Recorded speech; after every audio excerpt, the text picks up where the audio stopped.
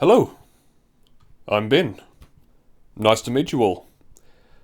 I'm the narrator behind Wollen Retold, and the guy who essentially creates the entire thing from start to finish, including doing all the endless hours of editing.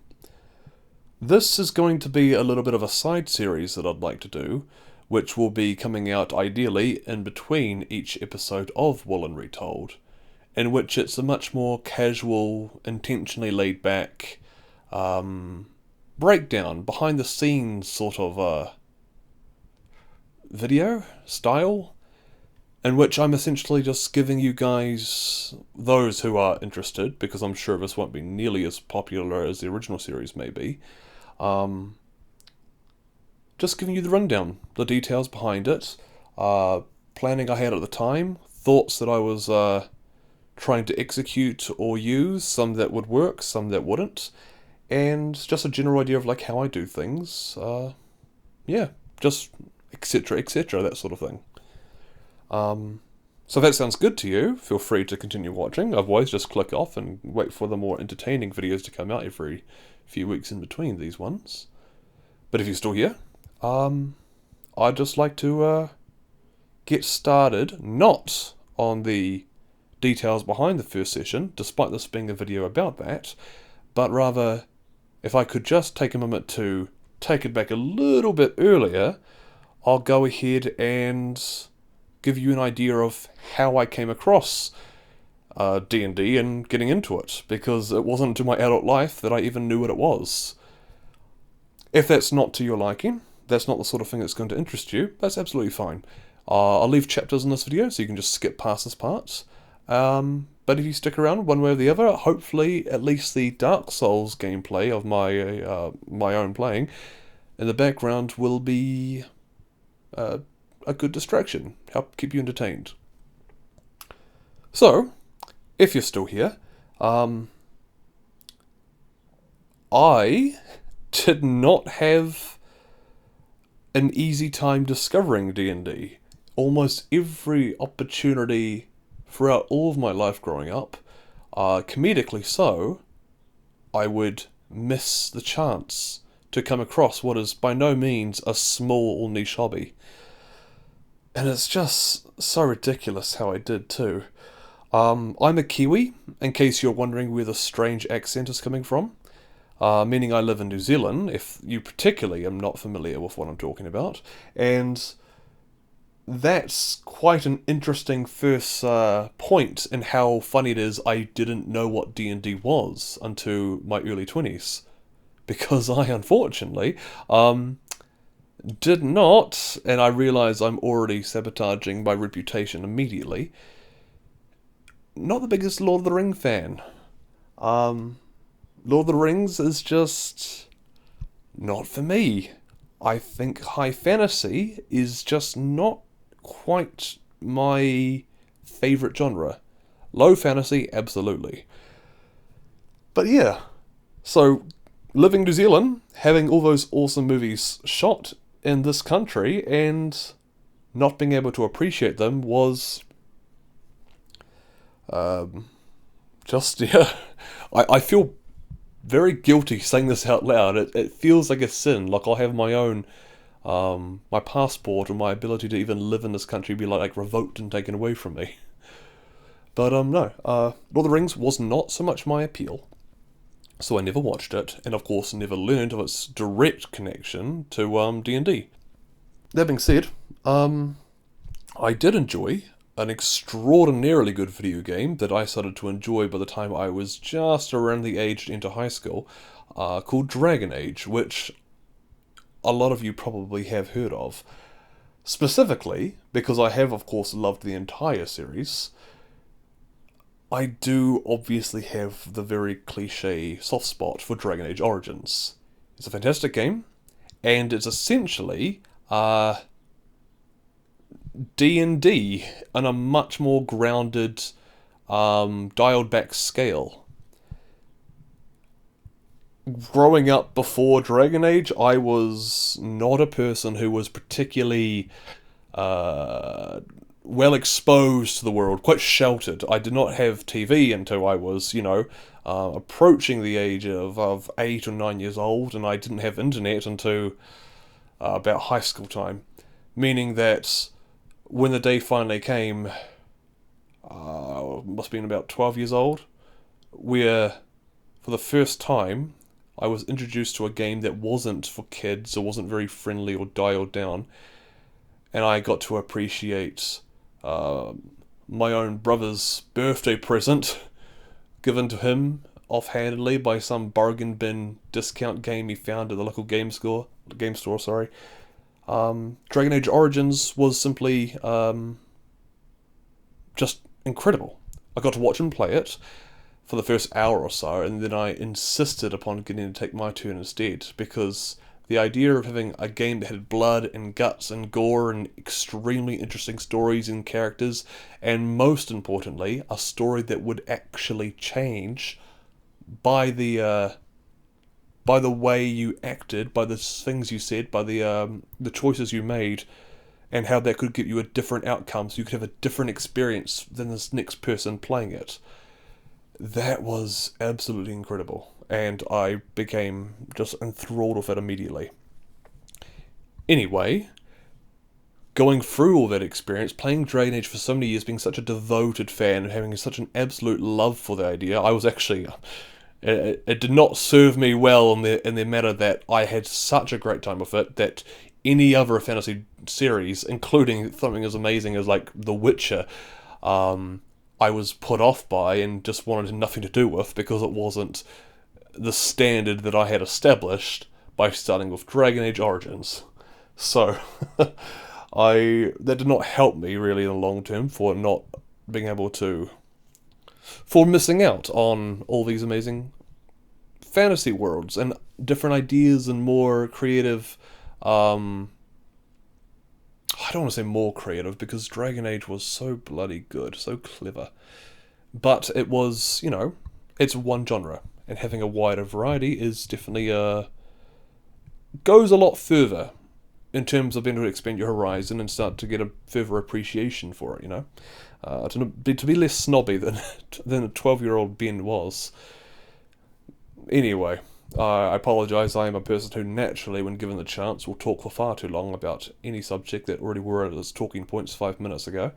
So, getting on with that point then, the years continue to go by. I really enjoyed Dragon Age. Somehow, despite everything, still had no idea of D&D or the connection to it, how D&D was based off Baldur's Gate, which was of course based off D&D, or the fact that being a New Zealander, growing up, Lord of the Rings being such a big deal, especially when I was quite young. And then the Hobbit movies resurfaced around the same time of my high school years. Still just never heard about it. Didn't know a thing. Didn't know what D&D was. I developed quite an interest in writing. I had quite a love for acting, which is something I got to finally explore in my senior years of high school. And as much as I loved all those different things, I didn't know what I wanted to do with my life, because I enjoyed each of these different things, but they didn't quite tie together so nicely. I don't get the ability to enjoy acting out a scene when I write in a novel of mine, for example, nor do I get to enjoy the satisfying feeling of creation and making your own material. When I do acting, you're following a script and going off commands and cues from others. So it's all well and good, but D&D was obviously, in hindsight, the thing that I've been looking for my entire life, that kind of brought together a lot of my different passions, including things like modifying game systems and just like game design in general. Was also a thing that I just found so fun on such just a niche level. So all that to say, when the big bad COVID came around in 2020, I obviously, like everyone else, suddenly had a lot more time on my hands, and I got to spend a lot more time playing games that I enjoyed and going online and watching interesting live streams and people and whatever else. And that is when in the most stereotypical fashion that you would expect to hear about D&D these days. I, like so many others, discovered what D&D was finally by accidentally stumbling across a live stream of, say it with me, Critical Role. I know, shocking. But it was absolutely wonderful. Getting to see Matt Mercer and all these wonderful actors and actresses just be so themselves. Very little of it felt very fake, you know, and of course it's not written, despite the ongoing joke in the community. And I just stumbled upon this video, started seeing a little bit of it, not knowing what it was at the time, and just seeing what they were doing for a span of 5 minutes before I clicked off, I was suddenly it piqued my interest. So when I realised in the description, whatever else, that it was Dungeons and Dragons that they were playing, I was like, okay, that's worth looking into a little bit further. Pop up in a new tab on the internet, look up D&D rules, and find the basic rules that I leave online. I think it's 180 pages. And I just decided to have a quick look at the second page or whatever, where it gives you the rundown of how the game is played and the basic descriptions of how the DM and the players interact and how it just kind of flows in an ongoing world. So I read that, and I thought to myself, oh yeah, I like that a lot. And then, well, the rest was history. I think I spent the next 2 hours reading through the entire 180 pages. Could not put it down. Absolutely in love with everything I was seeing. And from there, I very rapidly took an interest at the time in trying to make some of my own tabletop RPG system stuff based off what I just read. Wanted to use my own interpretations and style to make my own rules, which to this day is still something I am actively working on doing, and I believe I have come a long way in the last couple of years. That being said, I did not really have many people at the time to play my home system with. Not even D&D itself, I had no opportunity to kind of just kind of sit down and have a group and play with them. That was just simply not something that was in any way really an option for me long term at the time.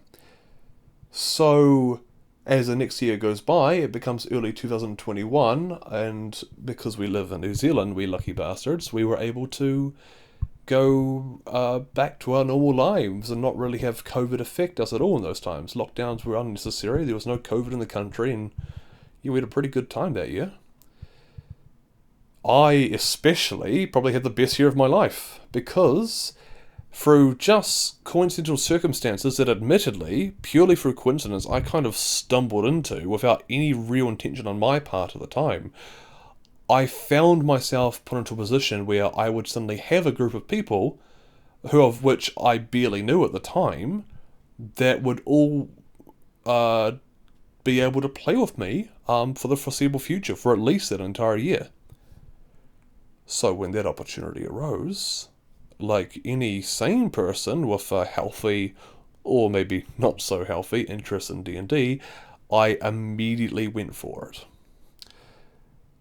And quite early on, first time we had what I'd call a session zero, if I could call it that, essentially a test to see how the game would go for us, a month and a half or so, 6 weeks before we would actually start playing properly.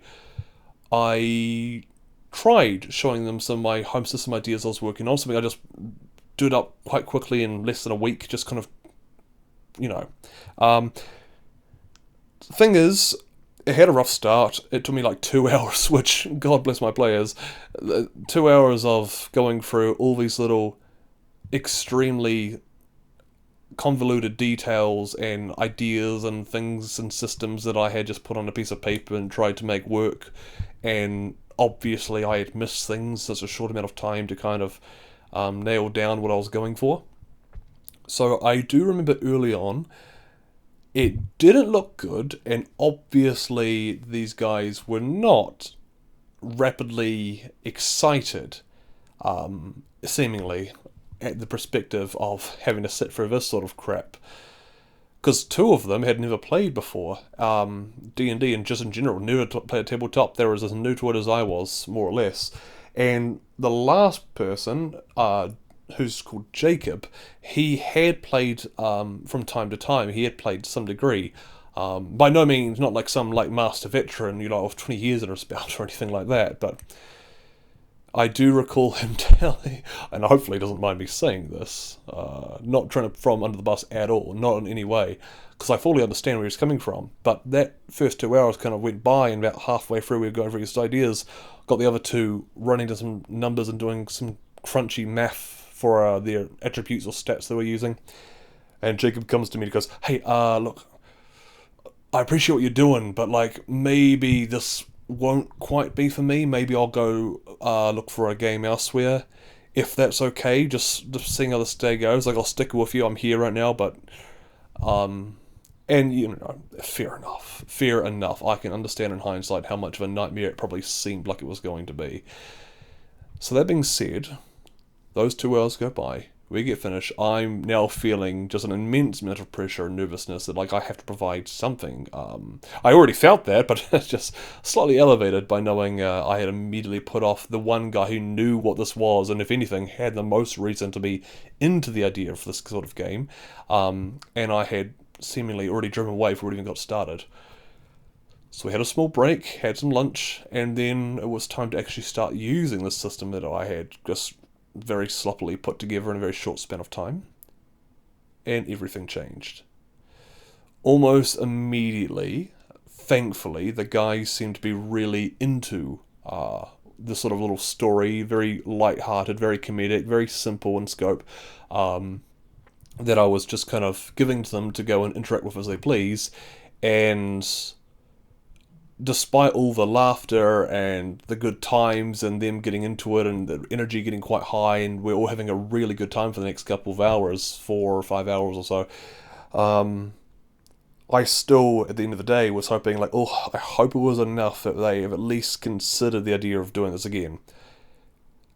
So I pull him aside, Jacob, and I ask him, hey, so, like, was that okay? I understand completely if you still want to go somewhere else, and it cuts me off. He goes, no, Ben, are you kidding me? No, that was great. That was fantastic. And I was like, oh, awesome, cool.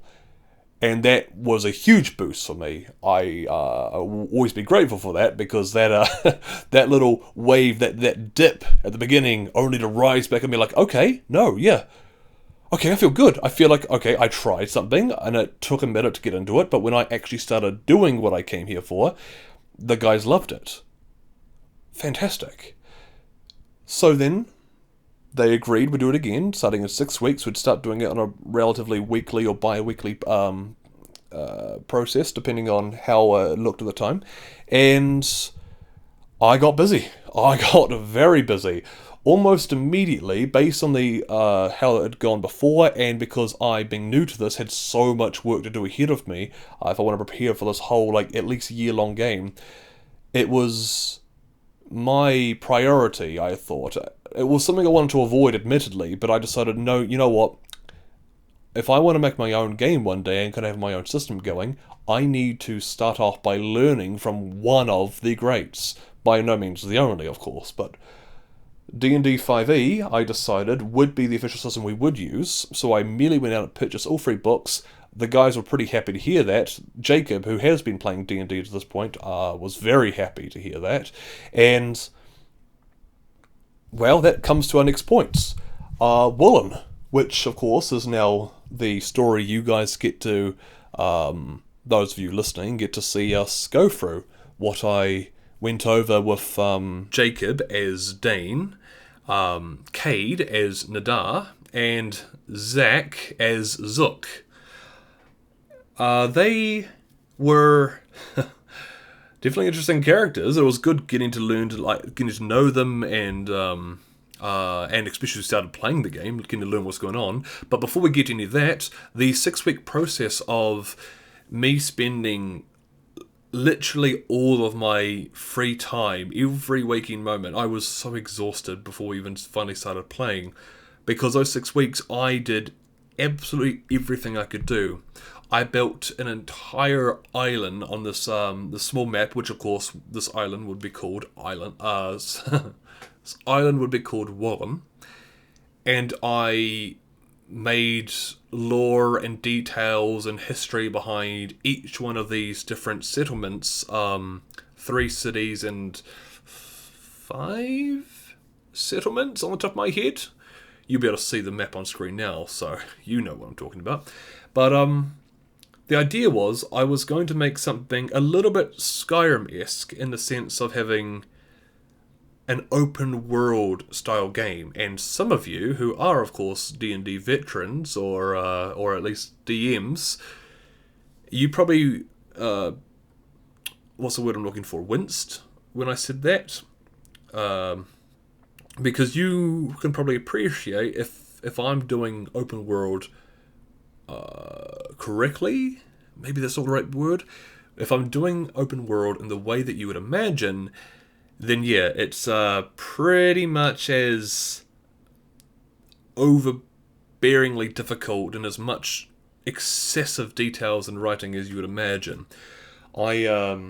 So much so that the plan was, and what I did end up doing, was that one of those 6 weeks go by and they started their first session, literally at that point of session 1, wherever they pointed to on the map would be where they began. They could have chosen to start in any of the settlements, and I had to plan around that. So yeah, you can imagine how those little 6 weeks that I had most certainly needed a lot of help and a lot of time. And of course, all that to say, as you can probably tell from the way I've explained things so far, but just to really let it sink in, I've never played D&D. Those 6 weeks I was building at least minimum a planning of a year-long D&D campaign and story. I had never even played D&D. I have definitely not been a DM before. Not in this game, at least, other than that Session 0 I talked about. And yeah, it was, you can imagine the headache. It was a lot. I was really keen to do it. I naturally felt the DM role was perfectly suited for me and just, well, my personality. And I do believe that proved to be true as I played. But even now, talking to you a couple years later, now doing a whole new campaign that's gone longer than the entirety of Wollen and all its 15 episodes plus the epilogue was, I have to admit, I still have never played D&D. I've never been a player. And yeah, I would like to. It's not an issue of me being the forever DM. It is not a matter of me being sort of person who can't find a game to be a player of. I am sure I'd be able to find one. It's morely just a matter of in that terribly borderline toxic quote from the lovely Morden from Mass Effect 2 and 3, it had to be me. Someone else might have got it wrong. I'm far too attached to my stories at times, and it's very hard to relinquish control.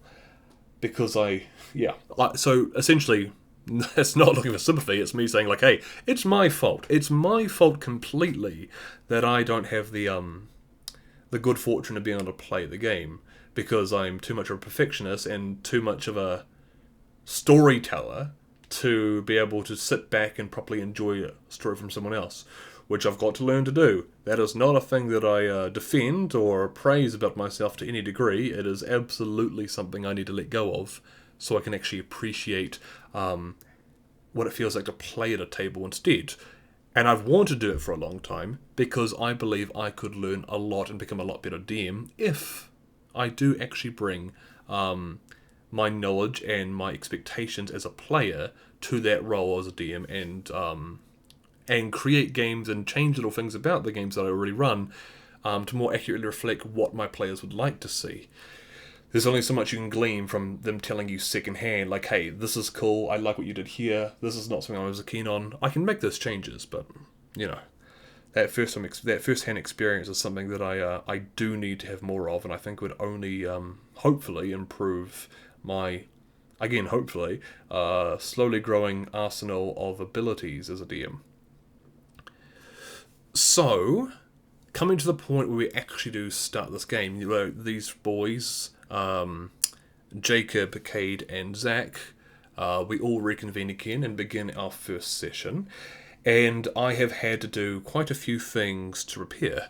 If you've... I hope you're watching this after you've watched Wollen retold session 1.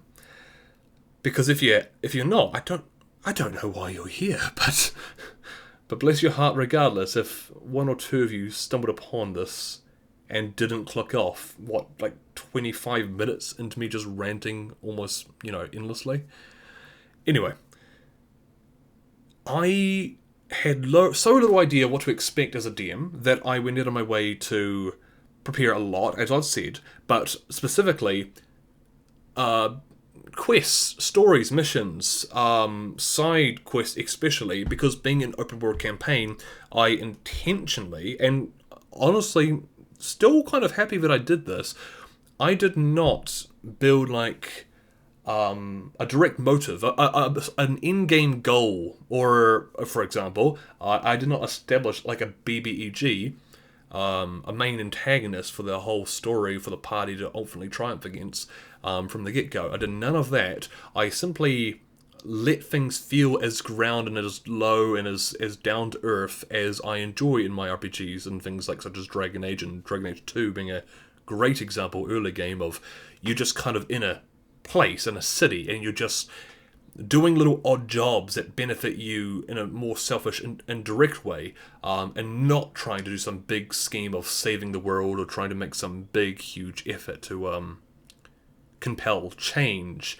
in the greater world around you. So the idea of bringing in Patrick Wass the Wererat, was an intentional way for me to kind of give some sort of inciting action, some sort of fun start to the adventure as they begin in a tavern in a very cliche fashion for D&D, which I've now learned since. At the time, I thought that was a pretty creative idea for some reason. And then, of course, the idea was to pretty much immediately, as they're just establishing themselves and they're just kind of describing their characters to each other and what they decided to do, have just some asshole, just some unignorable massive dick walk right in and be a nuisance to people. Distinctively not directly to the party, not just come in and just harass them, but to harass the people around them in an environment where they're just kind of getting comfortable. So that way they can, instead of having to be confrontational immediately, I wanted their players to have some agency in how they would approach the situation. If at all, I put my coins on the idea that they would probably do something about this guy, but I didn't make it compulsory. I didn't start with them saying, okay, immediately roll initiative, you're in a fight, this is what's happening. It was all about freedom of choice, all about being an open world, all about letting their choices guide things, and not having some sort of railroaded, predetermined course of action that they had to, work towards on my behalf and my desire. So that said, hoping, as I was, that they were going to deal with the Wererat being a douchebag, I was more than happy to see that it exceeded my expectations, as Jacob, the closest thing we had to a veteran D&D player at this point, immediately saw this guy come in and be what he was, and without hesitation, which I was expecting a little bit of, he did not hesitate to go up and just knock this guy out around the back of the head, which was fantastic. And what followed was my intended purpose of creating sort of, I guess what I'd call like a quest chain, in the sense that I was hoping this would devolve quite easily into an altercation with the Wererat if it worked out that way. If not, there was going to be alternatives that would have happened if they just left the tavern, for example. But no, they get into a fight, and in doing that, I ensure, guilty as it is to admit, it's not a thing, say magicians keeping their secrets, DMs shouldn't say this out loud too often, but while I did keep this to a minimum, more or less, the first roll, quote unquote, behind the DM screen that I ever did was fudged. I think I got like a 3, naturally, on the bite attack that we were actually trying to do against Dane in retaliation for his blatant attack against him. And I had to have it hit. So I told him I got like a natural 17 or something and passed his AC, only to ensure that bite would have happened. As having watched the first session again, I really hope you guys have, then you can see the idea was that eventually this would cause them to have to deal with no matter what they do now, no matter what choices they make, no matter what quests they do, where they go, because they had the freedom to go wherever they like, there would be like a determined thing that would happen as a consequence of something that has happened previously.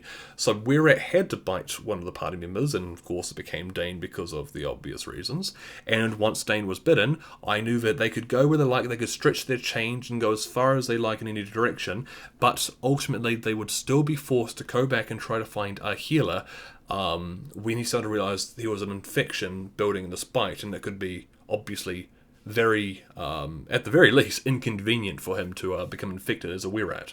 So, with that being the case, that went really smoothly, and again, I had to cheat behind the screen to make it happen, but it was important to establish that, so that the continued of the quest and the line of it all could just kind of keep moving. And more that you will see, following on from that whole thing, will come further in the following sessions, which will be uploaded in another few weeks. And, for example, the Locket, which they found all the dead bodies. I'm skipping ahead, but as you can see, the were-rat naturally led to them having free time to go and deal with the lovely old lady Wendy, with her staff of fire and her animated shrubs and trees.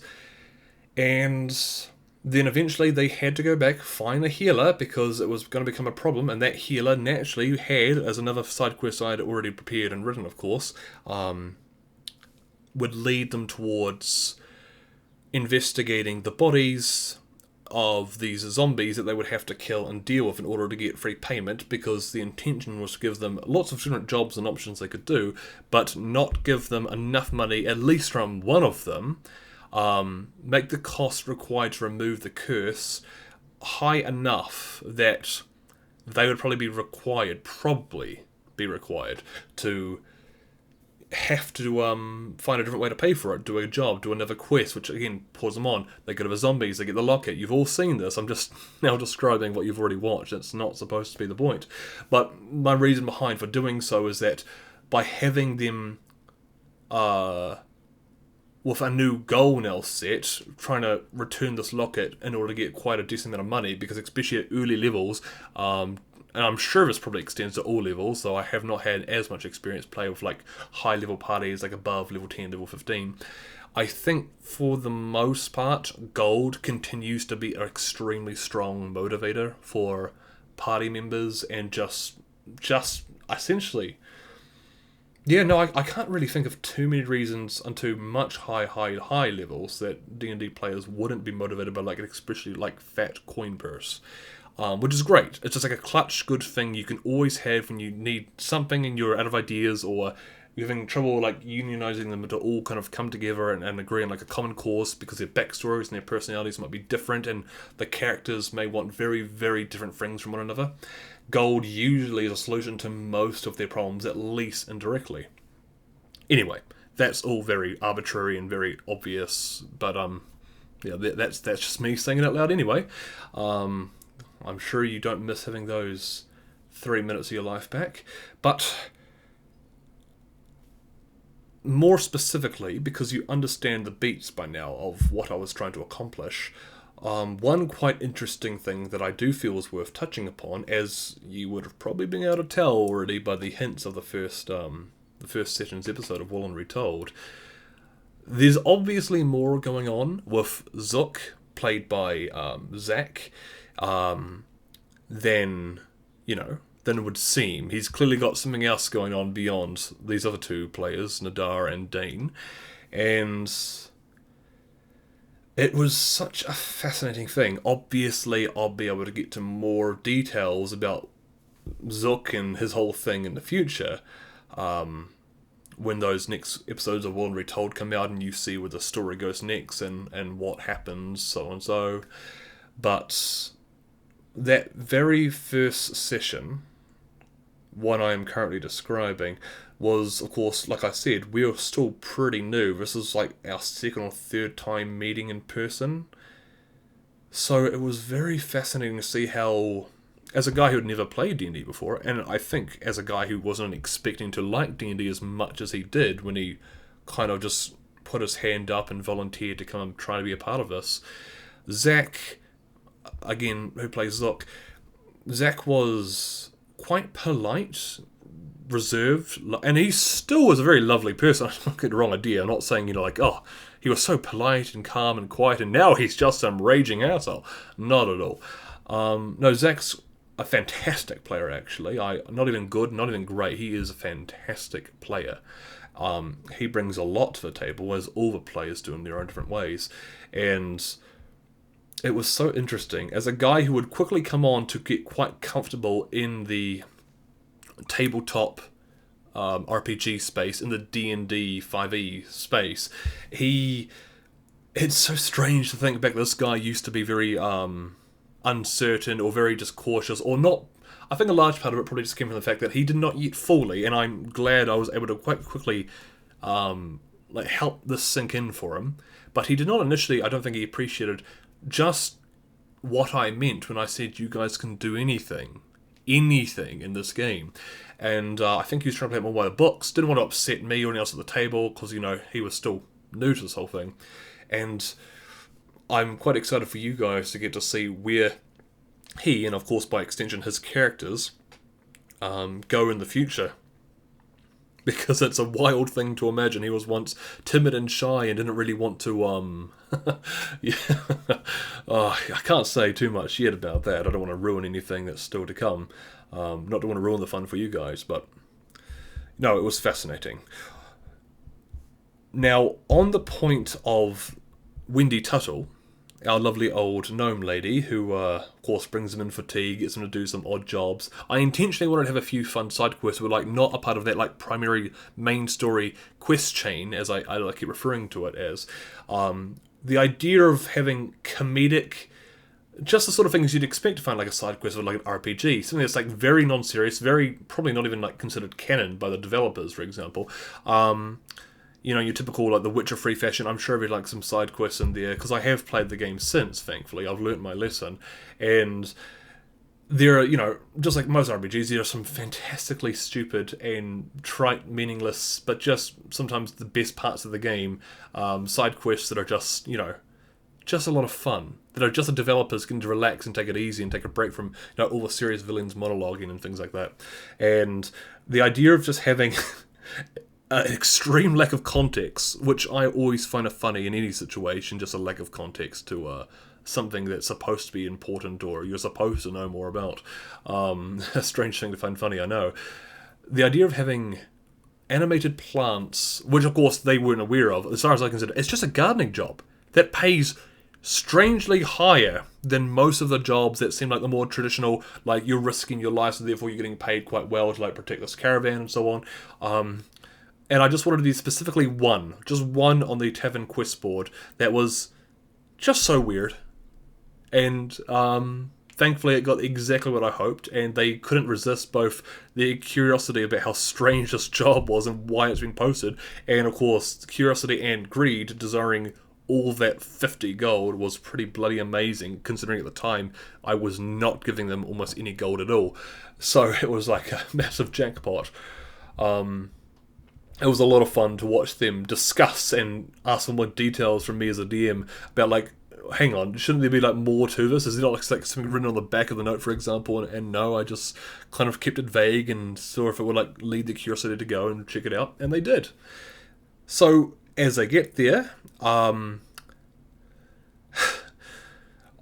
would come to make, and this is not surprising, like any DM, like any human being, I would come to make my own mistakes and make things that in hindsight I probably would have done differently. But there will be, and I hope this statement ages well, I do not believe I will ever make a mistake in D&D as grave as my first ever session, where I bring them to this old lady. She has a nice talk with them. She's very sweet. I wanted her to be endearing and lovely. They can come back and maybe help her from time to time with other odd jobs. That was the idea in my head. Like, that could be a nice, revenue to take them down. And then it just became an absolute shit show. Because I sent them out to do this job. And of course, the CR system is not famously known for being great, unfortunately. But even then, I was much more ignorant than I had any right to be, and I did not consult nearly as much guides or as much people online, or even just like going over the rules more or definitively in the area of balancing encounters that I should have. So it's mostly my fault that these animated shrubs and tree proved to be way, way too strong for the poor party to handle at their level. And I had to save them, because it was definitely my fault that they were getting nearly TPK'd in the first session, the second encounter, and what's supposed to be like a joke and funny side quest, because I just made these trees too strong. I did not bring the stats down to a more appropriate level I didn't know what I was doing. And I'm glad I made an intervention to prevent an extremely underwhelming and disappointing start to a game. But like I said, I made a very poor mistake by the way I chose to intervene.